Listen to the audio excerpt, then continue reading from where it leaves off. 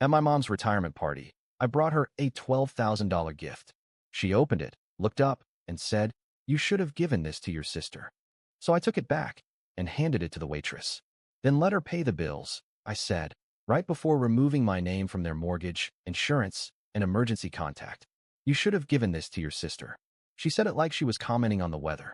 No gratitude, no smile. Just that line, flat and dismissive, with all the weight of a flicked crumb. I stood there, holding my glass, watching as she pushed the velvet-lined box back across the table with two fingers like it offended her. Inside was a diamond pendant. Not just any pendant, but one I'd had custom-made for her retirement. $12,000. Weeks of calls, fittings, and quiet planning to give her something that meant something. And all she could say was that. Then my father chuckled, and raised his glass. "Well, your sister always had better taste anyway." The laughter from a couple cousins at the corner of the room, the kind of weak, polite laughter people do when they don't know what else to do, cracked the silence. My uncle leaned back in his chair, cleared his throat awkwardly. My aunt looked away. No one defended me. No one even blinked. That was the moment I realized this wasn't about the necklace. It was never about the gift. It was about the place they had decided I belonged in their world, the margins. The reliable son, the background character, the emergency contact who never had an emergency of his own. My sister, Emma, sipped her wine slowly, smug and composed. "Honestly," she said, not even looking at me, "she deserves it more. She's been through a lot lately." I didn't say anything. I just reached over, took the necklace box back from the table, turned around, and walked across the room. The waitress, a woman maybe a few years younger than me, was stacking glasses near the bar. Her name tag read Maya. I handed her the box without a word. When she hesitated, I smiled and said loud enough for the whole table to hear, "Then let her pay the bills." Gasps. Clinks of silverware. The sharp inhale of my mother like she'd swallowed a shard of glass. I didn't look back. I didn't wait for them to understand. I pulled my phone from my pocket, opened the banking app, and began removing my name from everything. The mortgage, the life insurance, the emergency contact forms. 3 taps. Done. That was the moment I became free. But trust me, the story doesn't start here. It started long before diamonds and dinners. Long before retirement parties and resentments spilled in daylight. It started in the small, slow ways people show you you're useful, not valuable. And now? Now I'm ready to show them what happens when the reliable one finally walks away. I didn't always have $12,000 to throw away on people who didn't deserve it. For most of my 20s, I was barely holding it together. 2 jobs, 1-bedroom apartment with a leaky ceiling, and a checking account that flirted with overdraft more than I did with actual humans. But I made it work, because I thought that's what family does. You help. You show up. You fill in the gaps so others can stand tall, even if it breaks your own back. My mom, retired high school teacher, voice like vinegar in tea, used to call me her steady one. She said it like a compliment. It wasn't. It was code for, "You don't ask for much, so we'll keep asking for more." It started small. Just a little loan to cover the furnace. Emma's tuition got complicated. Dad's insurance lapsed, just for a month. 1 month became 12. I paid their mortgage 3 years in a row. They didn't even say thank you. When Emma crashed her car in 2019, I paid the deductible. When Mom needed dental surgery, I wired the money without being asked. When Dad called sobbing because his business partner betrayed him, and they were about to lose the cabin, I covered that too. I even paid for their dog's knee surgery. I didn't know dogs had knees. And then Emma started treating me like her personal ATM. "Hey, could you send me $300 for groceries? I'll pay you back Friday." No Friday ever came. "Can I put something on your credit card just for now?" Now became 4 months of debt collectors calling me instead of her. But the moment I said no, she posted a story on Instagram. Some people only pretend to care until they're done being useful. Glad I know now. People commented, "You deserve better. Stay strong, Em. Family's what you make it."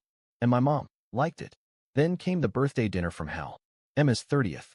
They rented a rooftop bar downtown. DJ, open bar, custom cake that looked like a designer purse. Guess who paid for it? Me. Mom said it was just until your sister gets back on her feet. Emma wore Louboutins to the party. Literal red bottoms. She toasted with champagne I couldn't pronounce while I nursed a beer I paid for. At the end of the night, I saw her whispering to my mom. They both laughed. Then Mom turned to me and said, "You always were the responsible one. Honestly, I don't know what Emma would do without you." She said it like a curse. I started to pull back. Quietly. No more wire transfers. No more surprise Venmos. Just silence. That's when the smear campaign began. It started in the family group chat. Emma, some people pretend to care but then ghost when you need them most. Dad, I raised a son, not an accountant. Mom, it's hard when people forget where they came from. Then the real hit came.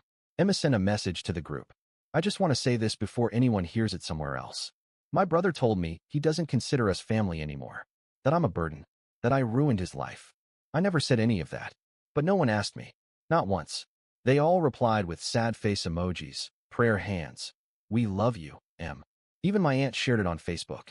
I was now the villain in a story I didn't even get to read. Then came the hard drive. Back when I used to help Emma fix her laptop, because of course I did, I made a backup of her files once. Just in case. I'd forgotten all about it. Until one night when I was cleaning out my storage unit and found the external drive. I wasn't looking for dirt. I just plugged it in to check. What I found? Screenshots. Dozens. Fake texts. Edited DMs. Made to look like I'd threatened her, called her names, said she was worthless. The timestamps didn't make sense. My words were chopped, pasted, twisted. One message said, "You're dead to me." It was from a totally different convo. Me joking about a TV show. She'd created evidence. Preemptive lies, like she was building an insurance plan in case I ever snapped. There was even a voice memo stitched together from old voicemails to make it sound like I'd screamed at her. I listened to it 5 times. The tone changed between lines. It was fake, unnatural, but convincing enough for people who wanted to believe it. And they wanted to. I knew then, this wasn't about money. This was about control. I was the one who fixed everything. So they broke me to make sure I kept fixing it. But not anymore. Not after I saw the email thread, forwarded accidentally from Mom to me, where she wrote, "He's not a problem as long as he's useful. If he ever stops, we'll make it impossible for him to leave." They talked about me like I was a faucet. Turn it on when you need something. Turn it off when it costs too much. That was the moment I started planning. First, I contacted the mortgage company, then the insurance agent, then the hospital where I was listed as next of kin. Removed, removed, removed. 3 years of financial codependency, cut in under 2 hours. They didn't notice. Until the gift. Until the party. Until I placed a $12,000 necklace in front of my mother, and she looked me in the eye and told me I should have given it to my sister. That was the final invoice. And when she refused to pay it with even basic decency, I did what I should have done years ago. I handed it to a stranger and walked away. But I wasn't done yet. Because Emma's lies were backed up, documented, dated, and soon, so would be my revenge. It happened at the retirement dinner Redux, the one my parents begged me to attend. After the necklace incident, I went radio silent. Didn't reply to calls, texts, or my dad's voicemail that said, "You always ruin nice things." But then Mom called. Not crying this time, calculated. She said she wanted to make peace. That the party got out of hand. That emotions were high. That Emma didn't mean it like that. She said they were hosting a smaller dinner. Just family. Just the real ones. I smiled when she said that. Because finally, I agreed. I said I'd come. What I didn't tell her was that I'd invited someone else. The dinner was held at their house. It looked like they were trying too hard. Clean tablecloths, candles, napkins folded like swans. Emma wore pearls. Dad wore his retired real estate agent polo. Mom had wine breath and a soft fake smile. I brought a flash drive and backup files on a second phone. And I brought Jake, Emma's ex. The one she said cheated on her, threatened her, ruined her life. The same Jake she claimed I defended out of misogyny. He rang the bell exactly 4 minutes after I did. Emma opened the door and nearly dropped her wine glass. "What is he doing here?" Jake smiled. "You'll want to sit down for this." I let him speak first. Jake pulled a black folder from his jacket and placed it in front of my dad. Then another one in front of Mom. And then, my favorite part, a flash drive next to Emma. He said, "Everything she ever told you about me was a lie. Here's the proof." Printed emails, bank statements, photos, even screenshots of her talking to 2 other guys while dating him. She'd been planning to pin her breakdown on Jake, complete with fake screenshots of messages saying, "I'll ruin you." My dad tried to interrupt. I cut him off. "Sit down. You need to see this." I plugged my flash drive into their living room TV. The screen lit up. First slide, a screenshot of Emma's Instagram story from 2 weeks earlier. Some people deserve to be exposed, even if they're family. I said, let's honor that wish. Slide 2, the fake text she made, edited in Photoshop. I showed the original timestamps. Then I layered in the real ones. Slide 3, voice memo analysis. I played her fake audio, then followed with the originals she'd clipped it from. I explained how the tones were mismatched, the splice obvious. Slide 4. An email forwarded from Mom to Emma, where she called me an emotional liability with a good paycheck. Silence. Slide 5. The letter to the mortgage company confirming I'd removed my name. Slide 6. A screen recording of me deleting my emergency contact status. Slide 7. A copy of the email I sent to the IRS with documents Dad forged for one of his veterans' tax write-off schemes. Then I dropped the real bomb. Remember the veterans grant you used to file that small business claim? I looked at Dad. Turns out they don't take kindly to forged service records. I opened a file from my laptop. It was a scan of his DD-214 military record, blank under the active service section. Claimed service that never happened, I said. They're investigating now. And you can thank your father for that, Mom. He left the evidence on your shared drive. Mom opened her mouth, closed it. Then Jake pulled out his final trick, a letter from a lawyer addressed to Emma. Consider this a formal notification, he said calmly, of your violation of privacy, slander, and the distribution of manipulated digital evidence. You'll be hearing from us soon. Emma stood up and screamed. A full-throated shriek like something possessed had cracked open inside her. This is unreal. You planned this. You're all trying to ruin me. Jake stood. I stayed seated. Not trying, I said. Already started. Emma stormed out. Slammed her bedroom door so hard. A photo fell off the wall. My dad turned red. And I stopped him right there. Save it, I said, standing. All of you showed me what family meant the day you took that necklace and handed it to the past instead of the person who paid for your future. Mom began to cry. Don't, I said. Don't insult yourself with crocodile tears. I've got the receipts, and soon, so will the rest of the world. Then, from the hallway, a new voice spoke. Is this a bad time? Everyone turned. Grandpa was standing in the entryway, my mom's dad. 84, cane in one hand, folder in the other. He wasn't supposed to be there. I hadn't told anyone he was coming, but he'd asked to be. He limped in and dropped a manila envelope on the table. It slid across like a final judgment. My will, he said. Updated.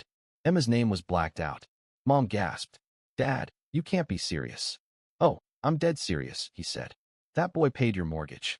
This girl lied and burned bridges like it was art. You think I'm leaving my legacy to her?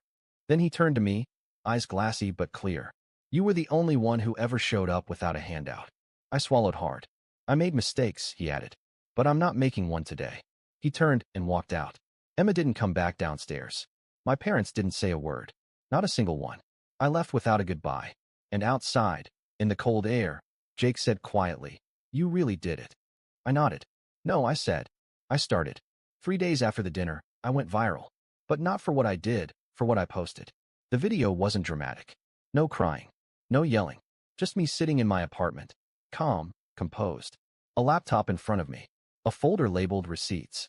I looked into the camera and said, When my mom retired, I bought her a necklace. $12,000. Custom. Timeless. She opened it, looked at it, then looked at me and said, You should have given this to your sister.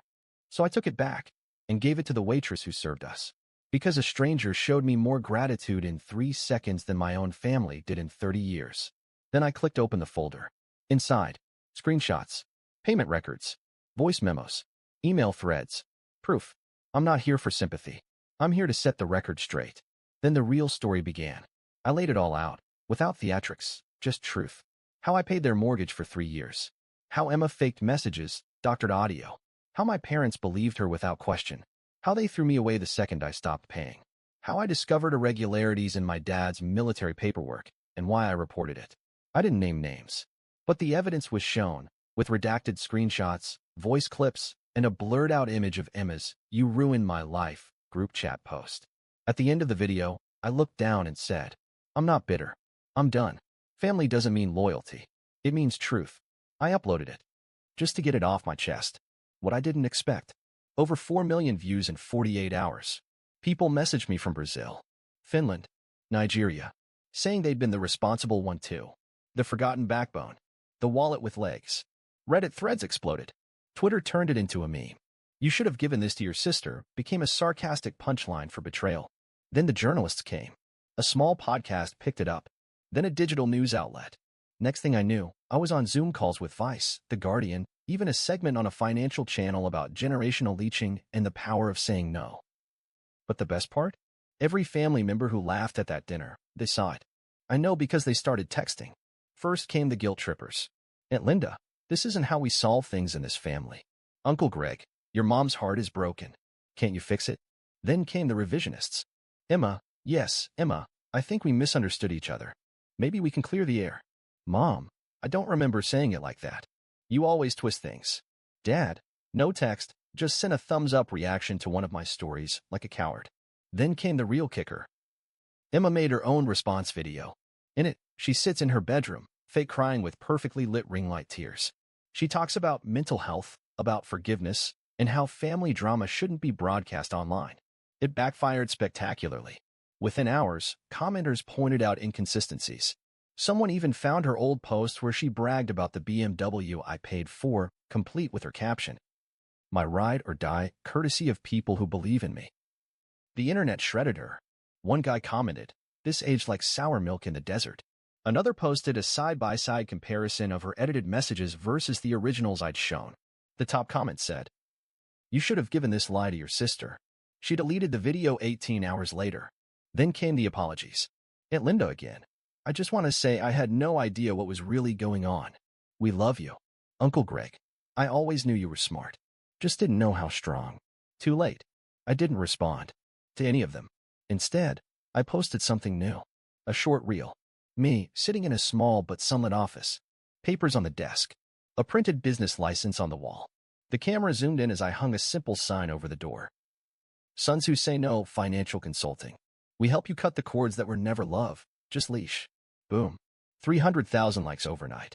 Because here's the thing. While they were spiraling, I was building. I took the viral attention and turned it into a brand. I partnered with a legal aid group for adult children estranged from toxic families. I started a weekly email newsletter, Exit Wounds. I launched digital courses, how to remove yourself from their mortgage, guilt-free. Within a month, I made back the $12,000 I spent on the necklace 5 times over.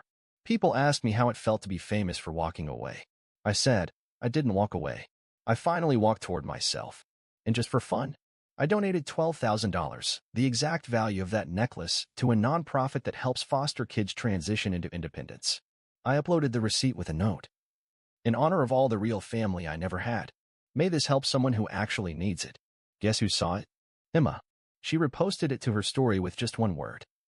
Well, I didn't respond, but I did send one message through the next post. It was a photo of my newly furnished office, my face smiling, clean and clear, the necklace box closed and resting on the shelf. The caption? Still not your emergency contact. But thanks for the inspiration.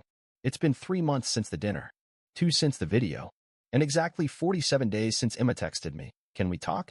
I didn't reply. Not because I was angry. I wasn't. I was done. I don't live in rage anymore. I live in peace. Every morning, I wake up in my own apartment, sunlight through clean windows, silence like a reward. No voicemails waiting. No guilt trips in group chats. No emergency calls that start with, "Hey, can you just?" The last time my mom tried to call me was 2 weeks ago. She left a voicemail soft, careful, like she was tiptoeing through the shame. I just wanted to say I'm sorry if I ever made you feel like you weren't enough. Your sister's been struggling, but we miss you. Maybe we could talk sometime. She ended it with, "You'll always be my son." And for the first time in my life, I listened to that sentence and felt nothing. Because here's the truth. I was never her son. Not really. I was their safety net, their bailout fund, their back pocket, until I folded shut. Let me be clear. I'm not broken. I'm rebuilt. Because for the first time in 33 years, I don't owe anyone anything. I'm not listed on their mortgage. I'm not on their insurance. I'm not the emergency contact in their phones. They replaced my love with expectation. So I replaced my obligation with silence. And you know what? Silence is golden. And in my case, worth $12,000. These days, I get emails from people all over the world. People who say things like, "Your story gave me the strength to go no contact with my narcissistic father. I finally canceled the auto payment I was making for my sister's credit card. I hadn't even used it. I bought myself flowers for the first time in years. Because no one else ever did. I print those out. Hang them on the office wall. It's the only family tree I recognize now." Last week, I walked past a jewelry store. In the display window, a pendant, not unlike the one I gave my mom. I stared at it for a second, then walked inside. The clerk smiled. "Shopping for someone special?" I smiled back. Yeah, me. I bought it. No box. No bell. Went home. Hung it on a nail by my front door, next to the key rack. It glints in the morning light like a promise. Never again. And for fun, I had my number changed. And just to put the cherry on this very public Sunday, I bought a billboard. Small one. Right outside the neighborhood where they live. Nothing fancy. No photos. Just black text on white. You should have given this to your sister. The son who left. Bottom right corner. Sons who say no. Let them read it. Let them explain it. Let them live with it. As for me, I'm already writing the next chapter. And spoiler alert, they're not in it.